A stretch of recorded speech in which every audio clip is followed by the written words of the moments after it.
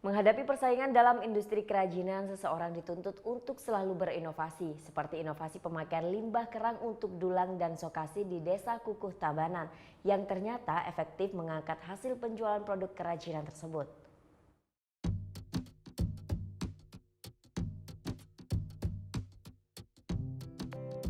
Di Bali, sok asi dan dulang merupakan wadah yang biasa digunakan oleh ibu-ibu untuk membawa persembahan ke pura. Banyaknya industri pembuatan dulang maupun sok asi di Bali tentunya menjadi persaingan tersendiri antar pengrajin. Inovasi dalam berkreasi pun menjadi tantangan tersendiri bagi para pengrajin agar mampu bersaing di pasaran.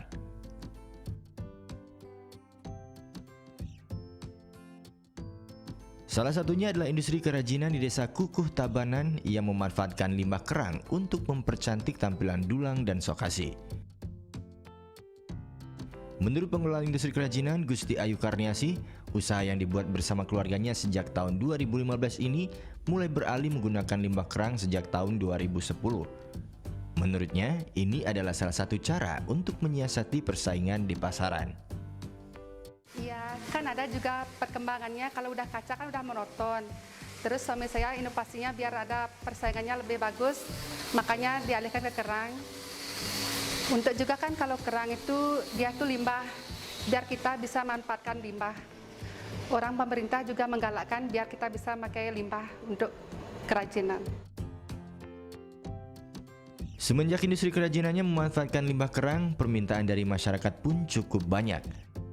Dalam sebulan dia bersama 15 karyawannya biasanya menghabiskan sekitar 100 kg limbah kerang untuk menghasilkan dulang sekitar 25 buah dan sok asi mencapai 100 buah. Untuk menghiasi dulang dan sok asi ini dibutuhkan ketelitian dan kesabaran untuk menyusunnya hingga menghasilkan motif-motif yang diinginkan. Biasanya motifnya disesuaikan dengan bentuk kerang yang ada.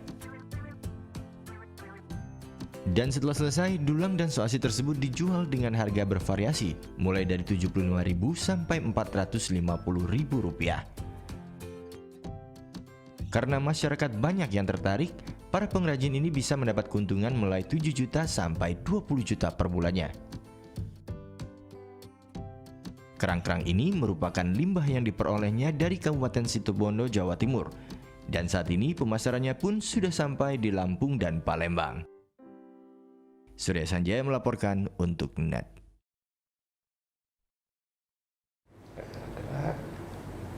Oke, sekarang aku coba. Udah selesai kan nontonnya? Nah, jadi jangan lupa buat like, komen, dan subscribe ya.